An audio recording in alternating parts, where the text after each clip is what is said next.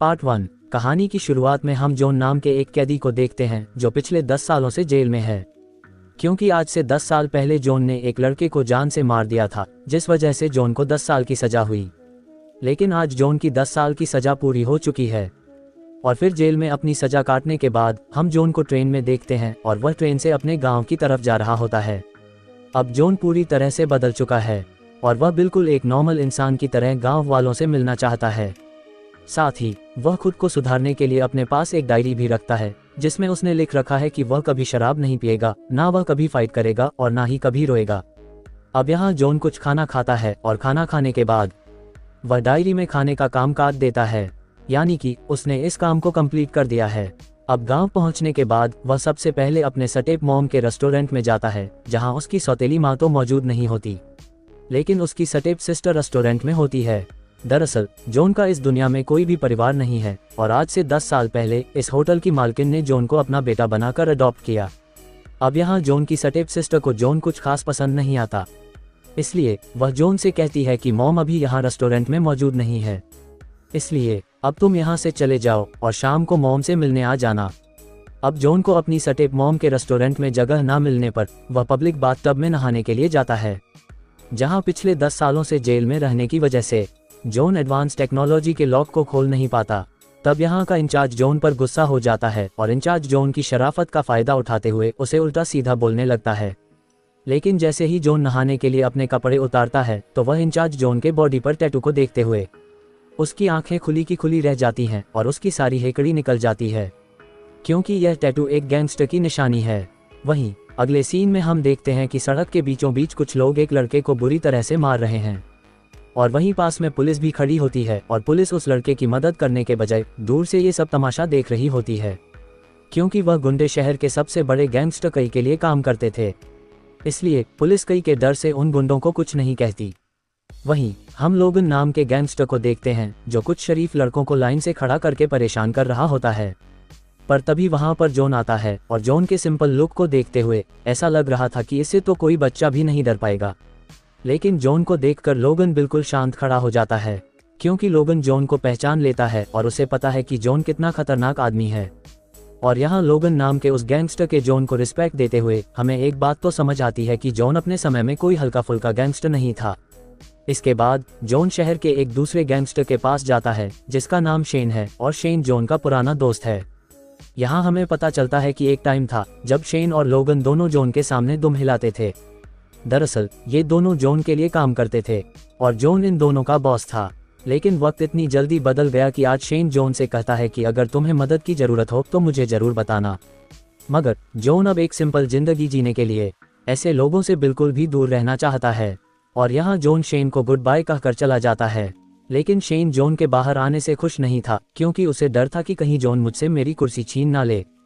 इसीलिए Shane John पर नजर रखने के लिए अपने कुछ आदमी लगा देता है, क्योंकि शेन को अभी भी यकीन नहीं हो रहा था कि इस शहर पर राज करने वाला यह आदमी आज इतना कैसे बदल गया है। अब जैसे ही शाम होती है तो जॉन अपने स्टेप मॉम के रेस्टोरेंट पर जाता है, जहां उसकी स्टेप सिस्टर जॉन को देखकर अपनी मां को आवाज देती है और जॉन की स्टेप मॉम जॉन को देखकर बहुत खुश हो जाती है और दौड़ते हुए आकर जॉन को गले लगाती है। इसके बाद ये तीनों खाने के टेबल पर बैठते हैं और यहाँ रेस्टोरेंट की मालकिन जॉन को अपने हाथों से खाना खिलाती है। अब वैसे तो जॉन उसका अपना सगा बेटा नहीं था, लेकिन वह जॉन को अपने सगे बेटे से भी ज्यादा प्यार करती है। लेकिन जॉन की स्टेप सिस्टर को जॉन कुछ खास पसंद नहीं आता, इसलिए खाना खाने के बाद जॉन की सिस्टर जॉन से कहती है कि भले ही मेरी माँ तुम्हें अपना बेटा मानती हो, लेकिन ये बात याद रखना कि मैं उनकी बायोलॉजिकल बेटी हूँ, इसलिए अगर तुम्हें इस घर में रहना है तो तुम्हें मेरी बात माननी होगी। और फिर वह जॉन को अपने रूल समझाने लगती है कि मैं बर्तन साफ करूंगी और तुम झाड़ू लगाओगे, मैं पढ़ाई करूंगी तो तुम पोछा मारोगे। अब यहाँ जॉन को उसकी शर्तें पसंद तो नहीं आई, लेकिन फिर वह एक डरपोक लड़के की तरह सिर हिलाकर उसकी बात मान गया। अब जॉन जब रात को सोने जाता है तो वह मन ही मन फिर से अपने साथ वादा करता है कि वह कभी शराब नहीं पिएगा, कभी लड़ाई नहीं करेगा और ना ही कभी रोएगा। वहीं अगले सीन में हम शहर के बीचों बीच कई नाम के पॉलिटिशियन को देखते हैं जो इस शहर का मेयर बन चुका है और यहाँ वह लोगों से वादा करता है कि मैं शहर के हर एक काम को ईमानदारी से करूंगा और लोग भी कई पर भरोसा करके उसके लिए नारेबाजी करने लगते हैं। लेकिन पॉलिटिशियन जैसे ही गाड़ी में बैठता है तो वह अपने हाथ को टिश्यू से साफ करने लगता है, क्योंकि यह हाथ उसने लोगों के साथ मिलाया था। और यहाँ हमें पता चलता है कि यह पॉलिटिशियन बहुत ही घटिया इंसान है, जो लोगों के बीच खुद को एक ईमानदार आदमी बनकर दिखाता है, लेकिन असल में उसे गरीब लोगों से नफरत है और बस सिर्फ अपने फ़ायदे के लिए लोगों के बीच नाटक करके उनका विश्वास जीत लेता है। और साथ ही हमें यह भी पता चलता है कि यह पॉलिटिशियन मेयर होने के साथ साथ शहर में एक गैंग भी चलाता है और शेन और लोगन इस पॉलिटिशियन के लिए काम करते हैं। अगले दिन जॉन अपने बॉडी से टैटू रिमूव करने के लिए डॉक्टर के पास जाता है, लेकिन यहाँ डॉक्टर जॉन की बॉडी पर इतने बड़े टैटूज को देखते हुए कहता है कि इन सब टैटूज को रिमूव करने के लिए हमें तुम्हारा लेजर ट्रीटमेंट करना पड़ेगा, जिसमें तुम्हारा बहुत पैसा खर्च होगा। इसलिए डॉक्टर जॉन को मशवरा देता है कि तुम इन टैटू को अपने बॉडी से ना हटाओ तो ही अच्छा है, क्योंकि यह टैटू हटाने के बाद तुम्हारी बॉडी पर निशान बन जाएंगे, जिससे तुम्हारी बॉडी और भी बुरी नजर आएगी। अब यहाँ जॉन डॉक्टर की बात को मानते हुए अपनी बॉडी से टैटूज को नहीं हटाता। अगले सीन में हम जॉन की मदद को देखते हैं, जो सीधा पॉलिटिशियन के ऑफिस में जाती है। दरअसल पॉलिटिशियन जॉन की मॉम का रेस्टोरेंट खरीदने के चक्कर में है और रेस्टोरेंट की जगह पर एक मॉल बनाना चाहता है। और रेस्टोरेंट के आसपास जितनी भी दुकानें हैं, उन सभी दुकानों के ओनर्स ने पॉलिटिशियन को अपनी जगह बेच दी है। अब बस सिर्फ जॉन की मॉम का रेस्टोरेंट बचा है, लेकिन यहाँ जॉन की मॉम पॉलिटिशियन को साफ साफ इनकार कर देती है कि मैं किसी भी कीमत पर अपना रेस्टोरेंट नहीं बेचूंगी। ये सुनकर पॉलिटिशियन गुस्सा हो जाता है और वह जॉन की मां के रेस्टोरेंट को किसी भी तरह से हासिल करना चाहता है, क्योंकि पॉलिटिशियन ने बाकी लोगों से जो जमीन खरीदी है उसके बिल्कुल बीच में जॉन की मॉम का रेस्टोरेंट है। इसलिए जब तक पॉलिटिशियन जॉन की मॉम का रेस्टोरेंट खरीद नहीं पाता, तब तक वह शॉपिंग मॉल नहीं बना सकता। इसलिए पॉलिटिशियन जॉन की मॉम को उसकी जमीन का डबल कीमत देने का ऑफर करता है, लेकिन जॉन की मॉम इनकार करके वहां से चली जाती है। वहीं रात को जॉन छत पर सिगरेट फूंक रहा होता है, तभी उसकी बहन वहां आती है और जॉन अपनी बहन को देखते ही सिगरेट छिपा लेता है। लेकिन उसकी बहन को पहले से पता था कि जॉन सिगरेट पी रहा है, इसलिए वह जॉन से कहती है कि जो काम तुम कर रहे थे उसे जारी रखो। अब यहाँ जॉन फिर से सिगरेट पीने लगता है। तब उसकी बहन उसे कहती है कि मुझे सिगरेट की स्मेल पसंद नहीं है। ये सुनकर जॉन सिगरेट फेंक देता है और शराब की तरह सिगरेट को भी अपनी डायरी में काटकर हमेशा के लिए छोड़ देता है। अगले दिन जॉन एक कार गैराज में काम पर लग जाता है और वह पूरी मेहनत और ईमानदारी के साथ पैसे कमाने का फैसला करता है। और तभी वहां पर 2 पुलिस भी आ जाते हैं और यहाँ एक पुलिस जॉन को कार गैराज में काम करते हुए देखकर हैरान रह जाता है और अपने साथी से कहता है कि मुझे तो यकीन नहीं रहा कि जॉन इतना ज्यादा बदल गया है। अब यहाँ वह पुलिस वाला अपने साथी को जॉन की पुरानी जिंदगी के बारे में बताते हुए कहता है कि यह वही जॉन है जिससे कभी शेन और लोगन दोनों डरा करते थे और हर वक्त जॉन के पीछे कुत्ते की तरह दुम हिलाकर भागा करते थे और जॉन को अपना बॉस मानते थे, क्योंकि जॉन बहुत ही खतरनाक फाइटर था। पूरा शहर जॉन से डरता था और जॉन पूरे शहर में फेमस हो गया था। अब यहाँ वह पुलिस जॉन के बारे में और बताते हुए कहता है कि वैसे तो जॉन एक बहुत ही अच्छा फाइटर था, लेकिन जब वह शराब पी लेता था तब वह और ज्यादा खूंखार हो जाता और फिर जो कोई भी उसके सामने आता तो जॉन उसे बुरी तरह से पीट देता। एक बार जब जॉन शराब के नशे में था, तब उस पर 6 लोगों ने मिलकर हमला किया और वह 6 लोग पॉलिटिशियन कई ने जॉन को मारने के लिए भेजे थे, लेकिन जॉन अकेले ही एक एक करके उन सभी लोगों को बुरी तरह से पीटने लगा। और इस दौरान जॉन के दोनों साथी लोगन और शेन जॉन की मदद करने के बजाय साइड पर खड़े होकर यह सब देख रहे थे। और फाइट के दौरान जॉन ने एक लड़के को तो इतने बुरे तरीके से मारा कि उसकी जान ही चली गई। और फिर उस लड़के की मौत के जुर्म में जॉन को 10 साल की सजा हुई। और जॉन के जेल जाने के बाद लोगन और शेन जॉन के बने बनाए बिजनेस का फायदा उठाकर शहर पर हुकूमत करने लगे। लेकिन इस खेल का मास्टरमाइंड पॉलिटिशियन कई था और फिर पॉलिटिशियन ने लोगन और शेन को उसके गैंग में शामिल होने की ऑफर दी। अब लोगन और शेन जॉन की तरह बहादुर नहीं थे कि ये दोनों पॉलिटिशियन से लड़ पाते, इसलिए ये दोनों पॉलिटिशियन के लिए काम करने लगे और तब से ये दोनों पॉलिटिशियन के पालतू बने हुए हैं। वहीं हम जॉन की बहन को क्लासरूम में देखते हैं, जहां मैथ के सब्जेक्ट के दौरान जॉन की बहन को चक्कर आने लगते हैं, क्योंकि वह मैथ में बहुत ही ज़्यादा कमज़ोर थी। और क्लास की छुट्टी होने के बाद जॉन की बहन अपनी टीचर से कहती है कि क्या मैथ पढ़ना ज़रूरी है। ये सुनकर टीचर मुस्कुराती है। वहीं जॉन स्कूल से अपनी बहन को लेने के लिए आया होता है और तभी टीचर की नज़र जॉन पर पड़ती है, जिसे देखकर वो पूरी तरह से शॉक हो जाती है। दरअसल जॉन के जेल में जाने से पहले जॉन और टीचर एक दूसरे के साथ रिलेशनशिप में थे और ये दोनों ही एक दूसरे से बहुत प्यार करते थे। और अब 10 साल बाद जॉन को देखते ही टीचर पहचान लेती है, जिसके बाद ये दोनों एक पार्क में आकर बैठते हैं और यहाँ ये दोनों अपने पुराने दिनों को याद करते हैं। जॉन ये देखकर बहुत खुश था कि उसकी गर्लफ्रेंड एक टीचर बन गई है। यहाँ हमें ये भी पता चलता है कि टीचर जॉन से जेल में भी मिलने आई थी, लेकिन जॉन ने टीचर से जेल में मिलने से इनकार कर दिया था। क्योंकि जॉन नहीं चाहता था कि टीचर पूरी जिंदगी उसका इंतजार करती रहे, बल्कि वह चाहता था कि टीचर उसे भूलकर एक अच्छी जिंदगी की शुरुआत करें। अगले दिन जॉन जब अपनी बहन को स्कूल से वापस घर लेकर आ रहा होता है, तब ये दोनों एक मोबाइल की दुकान पर रुकते हैं और यहाँ जॉन की बहन को एक मोबाइल पसंद आ जाता है, लेकिन पैसे ना होने की वजह से वह मोबाइल को खरीद नहीं सकती थी। तभी वहाँ जॉन की बहन का विक्टर पास में से गुजरते हुए इन दोनों को देख लेता है और इन दोनों को एक साथ देखकर वह काफ़ी गुस्सा हो जाता है। अब जब ये दोनों पास के स्टॉल से कुछ खा रहे होते हैं, तभी विक्टर आकर जॉन को लात मारकर नीचे गिरा देता है। दरअसल ये लड़का जॉन की बहन को पसंद करता है, लेकिन जॉन की बहन को इस लड़के में कुछ खास इंटरेस्ट नहीं है और यहाँ विक्टर इसलिए गुस्सा होते हैं क्योंकि पिछले कई दिनों से वह जॉन और उसकी बहन को एक साथ देख रहा है। उसे यह नहीं पता कि ये दोनों भाई बहन हैं, बल्कि उसे लग रहा है कि इन दोनों का चक्कर चल रहा है। इसलिए अब यहाँ विक्टर पहले तो खुद जॉन को पीटता है और जब विक्टर थक जाता है तो वो अपने आदमियों से जॉन को पिटवाता है, लेकिन जॉन उन्हें कुछ नहीं कहता और चुपचाप मार खाता रहता है क्योंकि उसने ना लड़ने की कसम खाई है। पर तभी मार खाते दौरान जॉन की शर्ट फट जाती है और जॉन की बॉडी के सारे टैटूज नजर आने लगते हैं। ये देखकर सभी लोग डर के मारे रुक जाते हैं और विक्टर के भी गले में सांस अटक जाती है कि साला ये तो गलत आदमी से पंगा ले लिया। अब यहाँ जॉन बिना इन लोगों को कुछ कहे चुपचाप अपनी बहन को लेकर घर की तरफ जाने लगता है और घर आकर उसकी बहन जख्मों पर लगाने के लिए उसे मरहम पट्टी देती है। और यहाँ हम देखते हैं कि आज जो कुछ हुआ उससे जॉन की बहन को अपने भाई के लिए बहुत बुरा लगा और जिस तरह पहले उसकी जॉन से नहीं बनती थी, अब वो जॉन को अपना भाई मानने लगी है और जॉन के साथ रहना उसे काफ़ी अच्छा लगने लगा है। वहीं दूसरी तरफ हम पॉलिटिशियन को देखते हैं जिसने लोगन और शेन को बुलाया होता है और यहाँ पॉलिटिशियन जॉन की माँ का रेस्टोरेंट ना बेचने की वजह से परेशान होता है। इसलिए वह लोगन और शेन से कहता है कि अगर तुम दोनों में से किसी ने मेरे लिए उस रेस्टोरेंट वाली जगह खाली करके दी तो उस आदमी को मैं इस गैंग का अगला लीडर बना दूंगा। अब यहाँ लोगन उस काम के लिए हाँ कर देता है और फिर अगले ही दिन लोगन अपने कुछ आदमियों के साथ जॉन की मॉम के रेस्टोरेंट में घुस जाता है और तोड़फोड़ मचाने लगता है और यहाँ जॉन टेबल पर बैठकर खाना खा रहा होता है, लेकिन जैसे ही लोगन की नज़र जॉन पर पड़ती है तो वह कपकपाती हुई आवाज़ में अपने बंदों को रुक जाने को बोलता है क्योंकि उसे नहीं पता होता कि यह रेस्टोरेंट जॉन की मॉम का है। और यहाँ जॉन लोगन को गर्दन से पकड़कर उससे कहता है कि यह रेस्टोरेंट मेरी माँ का है, इसलिए अब सीधा चुपचाप यहाँ से चले जाओ और मैं फिर से तुम्हें दोबारा यहाँ ना देखूं।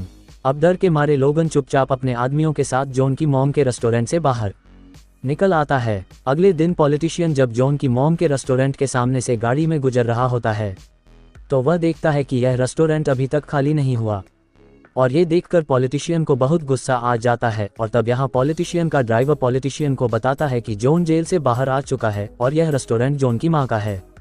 ये सुनकर पॉलिटिशियन घबरा जाता है क्योंकि उसे अभी तक पता नहीं था कि जॉन इस वक्त आज़ाद घूम रहा है। वहीं जॉन को कार गराज में काम करते हुए अपनी पहली सैलरी मिल जाती है और वह अपनी पहली सैलरी से अपनी माँ के लिए जूते खरीदता है और जॉन की मॉम उन जूतों को देखकर काफ़ी खुश हो जाती है और पहली बार अपने बेटे का दिया हुआ गिफ्ट देखकर वो इमोशनल हो जाती है। तब यहाँ जॉन की सिस्टर जॉन से इशारों में कहती है कि अबे पागल, माँ इमोशनल हो गई है, इसलिए जल्दी से माँ को गले लगो। अब यहाँ जॉन हिम्मत करके माँ को गले लगता है और माँ भी खुशी से जॉन को गले लगा लेती है। लेकिन यहाँ जॉन की बहन खुश नहीं थी क्योंकि जॉन अपनी बहन के लिए कोई गिफ्ट नहीं लेकर आया था, इसलिए जॉन की बहन नाराज होकर छत पर चली जाती है। तब यहाँ जॉन पीछे से आता है और हमें पता चलता है कि जॉन अपनी बहन के लिए भी गिफ्ट लाया है और वह गिफ्ट कुछ और नहीं बल्कि कुछ दिन पहले जॉन की बहन को पसंद आया हुआ मोबाइल होता है। ये देखकर जॉन की बहन खुश तो हो जाती है, लेकिन वह इतने महंगे गिफ्ट को लेने से इनकार कर देती है और साथ ही जॉन पर रोब जताते हुए कहती है कि तुम गिफ्ट देकर मेरी माँ को तो खरीद सकते हो लेकिन मुझे नहीं। अब जब वह नखरे दिखाने लगी तो जॉन कहता है कि ठीक है, अगर तुम ये गिफ्ट नहीं लेना चाहती हो तो मैं इसे अपने पास रख लेता हूँ।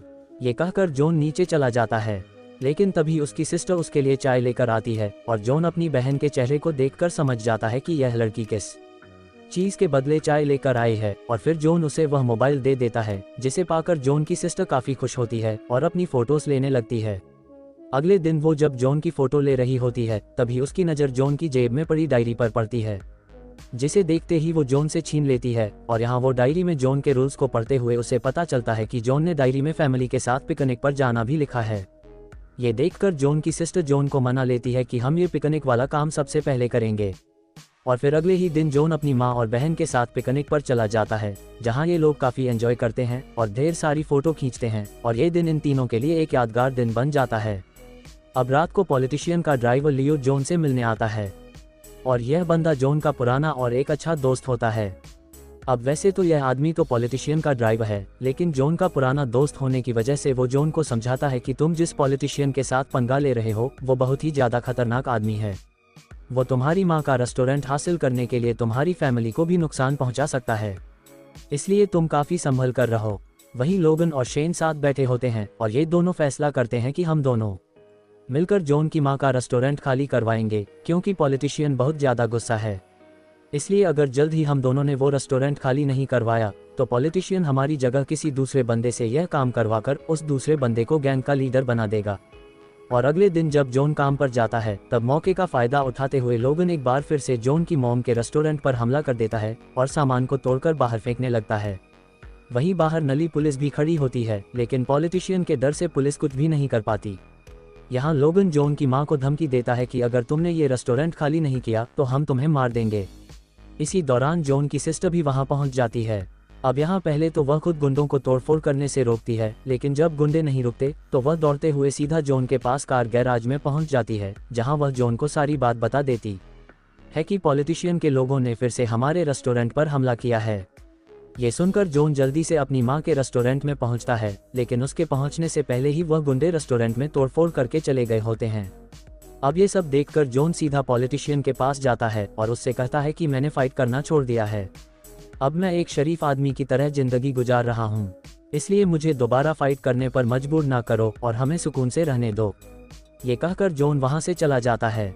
अब यहाँ पॉलिटिशियन को पता चल गया होता है कि जॉन 10 साल पहले एक खतरनाक गैंगस्टर हुआ करता था, जिसे मैंने मारने के लिए अपने 6 लोग भेजे थे, लेकिन जॉन ने उन 6 लोगों को बुरी तरह से पीटा और एक लड़के को तो जान से मार डाला, जिस वजह से जॉन को 10 साल की सजा हुई। और अब यहाँ पॉलिटिशियन समझ जाता है कि जब तक मैं जॉन को रास्ते से हटा नहीं देता तब तक मैं रेस्टोरेंट को हासिल नहीं कर सकता। इसलिए पॉलिटिशियन अपने कुछ गुंडों को कॉल करके जॉन को फिर से जेल में डालने का प्लान बनाता है, और अगर एक बार जॉन जेल में चला गया तो उसका काम आसान हो जाएगा। और अगले दिन जब जॉन कार गराज में काम कर रहा होता है तभी उसके पास पॉलिटिशियन के भेजे हुए गुंडे गाड़ी में आ जाते हैं, और यहाँ वो गुंडे जॉन से कहते हैं कि हमें अपनी गाड़ी में एक जहाज की तरह विंग्स लगवाने हैं। ये सुनकर जॉन मुस्कुराता है। दरअसल ये गुंडे प्लान के मुताबिक जॉन से लड़कर उसे झगड़ा करने के जुर्म में जेल में डालना चाहते थे, जिसके लिए उन्होंने पहले से पुलिस की गाड़ी कुछ दूरी पर खड़ी कर रखी थी। और यहाँ ये लोग जॉन पर हमला कर देते हैं और उसे बुरी तरह से पीटने लगते हैं। और यहाँ गुंडे जॉन को बार बार उकसाने लगते हैं ताकि वह इन पर हाथ उठाए और फिर पुलिस आकर जॉन को मारपीट के इल्जाम में जेल ले जाए, लेकिन जॉन उन लोगों पर पलटवार नहीं करता और चुपचाप मार खाता है।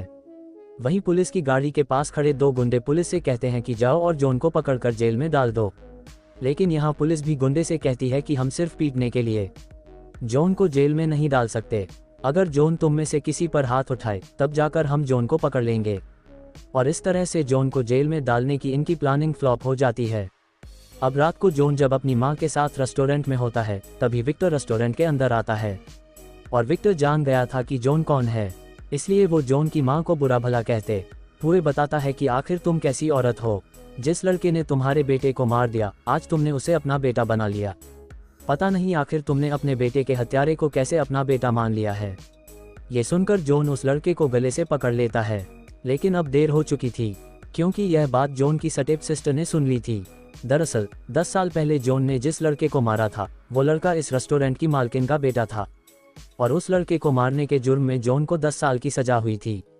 अब रात को जॉन की सिस्टर अपनी माँ से पूछती है कि आखिर तुमने मेरे भाई के कातिल को अपना बेटा क्यों बनाया, जिस पर उसकी माँ बताती है कि इसमें सारी गलती जॉन की नहीं थी, क्योंकि तुम्हारा भाई पॉलिटिशियन के कहने पर जॉन को मारने के लिए गया था, लेकिन जॉन से लड़ते दौरान तुम्हारे भाई की मौत हुई, और तुम्हारे भाई को मारने के बाद जॉन बहुत ज़्यादा उदास था, क्योंकि वह तुम्हारे भाई को जान से मारना नहीं चाहता था, बल्कि जॉन ने तो खुद के बचाव के लिए तुम्हारे भाई पर वार किया।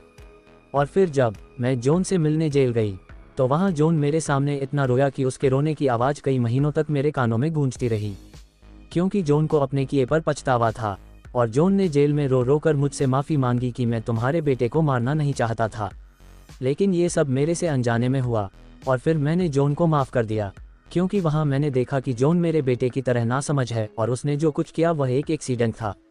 और फिर मैंने जॉन को अडॉप्ट करके अपना बेटा बना लिया, क्योंकि मुझे लगा कि अगर वह मेरे साथ रहेगा तो मुझे उसके रूप में अपना बेटा मिल जाएगा। वहीं रात को जॉन छत पर उदास खड़ा होता है, क्योंकि उसकी सच्चाई सामने आने के बाद उसे नींद नहीं आ रही होती है।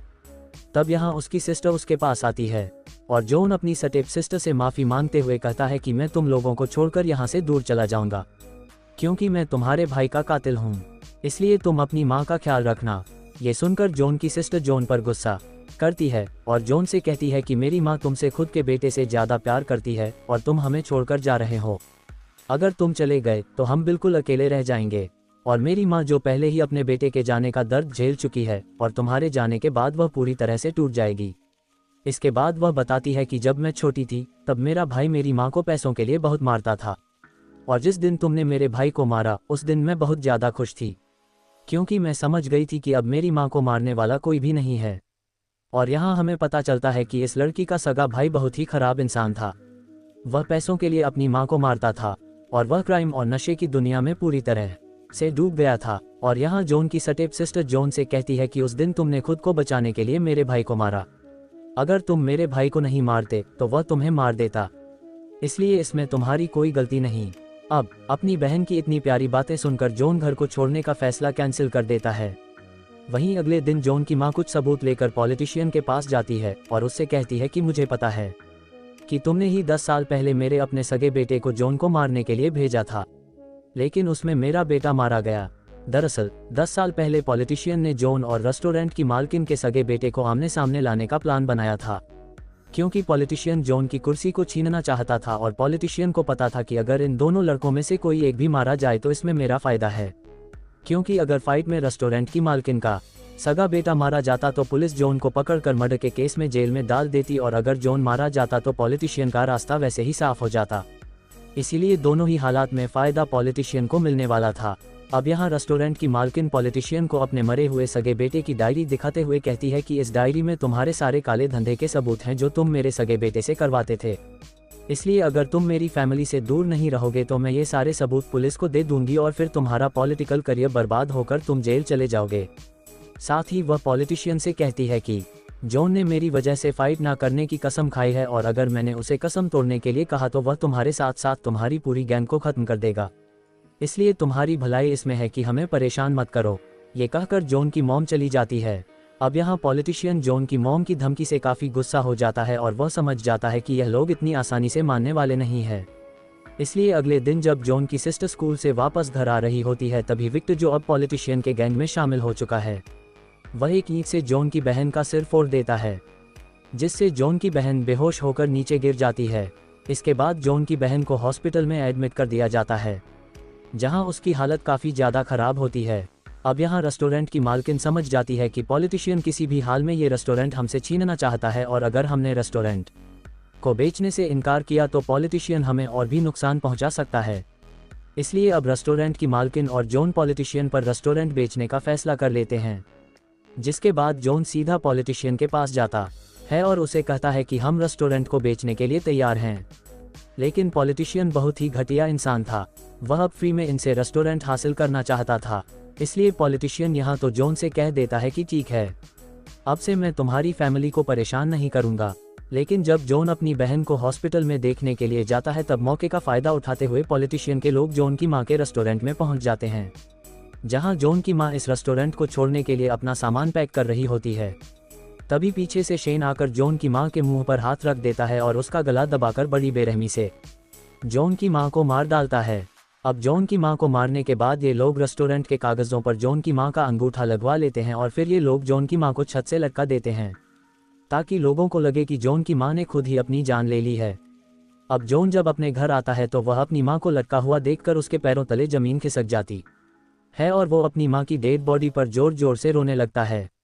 अब माँ के मर जाने के बाद जॉन पूरी तरह से टूट जाता है और यहाँ जॉन अपनी माँ के जूतों को देखकर बहुत ज़्यादा इमोशनल हो जाता है, क्योंकि जॉन की माँ ने कहा था कि इन नए जूतों को मैं किसी खास दिन पर पहनूंगी, पर वो खास दिन कभी नहीं आया। अब यहाँ जॉन को लग रहा था कि मेरी माँ ने खुद ही अपनी जान ली है।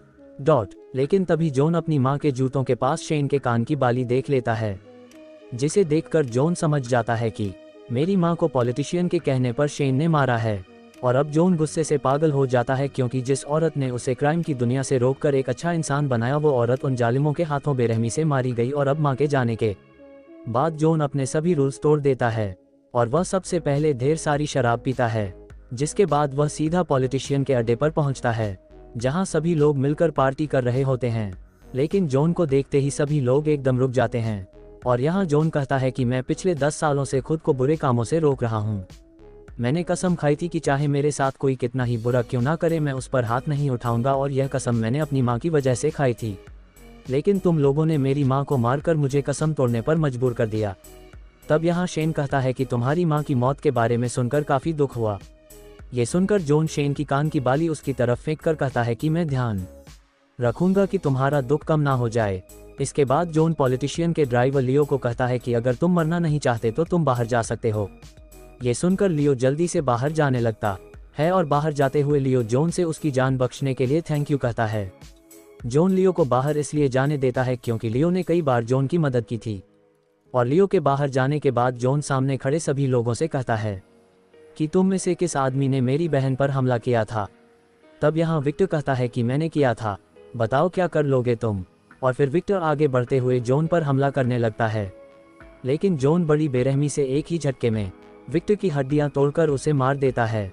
इसके बाद जॉन दरवाजे के पास फैले हुए पेट्रोल में लाइट फेंककर आग जला देता है, जिससे बाहर निकलने का इकलौता रास्ता बंद हो जाता है और अब यहाँ से बाहर कोई भी नहीं निकल सकता। और फिर जॉन एक एक करके पॉलिटिशियन के कई सारे गुंडों को मार गिराता है। यहाँ जॉन इतनी फुर्ती से लड़ रहा होता है कि वह किसी के भी कंट्रोल में नहीं आता और वह पूरी तरह से पागल होकर पॉलिटिशियन के गुंडों पर जानलेवा हमले करने लगता है। अब कई सारे गुंडों को मारने के बाद जॉन लोगन को पकड़ता है और उसे तब तक गले से दबोच कर रखता है जब तक उसकी जान नहीं चली जाती। लोगन को मारने के बाद जॉन शेन को पकड़ता है और जिस तरह शेन ने जॉन की मां को मारा था, यहाँ जॉन भी शेन का गला अपने हाथों से दबाकर उसे मार देता है। और अब बचा था जॉन की मां का असली कातिल पॉलिटिशियन, और यहाँ पॉलिटिशियन जॉन का ये खूंखार रूप देखकर भागने लगता है, लेकिन जॉन उसका पीछा नहीं छोड़ता और फिर जॉन पॉलिटिशियन को पकड़कर एक लोहे के रोड से उसके सिर पर कई वार करके पॉलिटिशियन को मार देता है। अब पॉलिटिशियन को मारने के बाद जॉन उसी क्लब में बैठ जाता है और अपनी मां को याद करके रोने लगता है, क्योंकि इन लोगों ने उसे फिर से वही इंसान बना दिया जो ना बनने की उसने कसम खाए। इसी के साथ यह कहानी खत्म हो जाती है।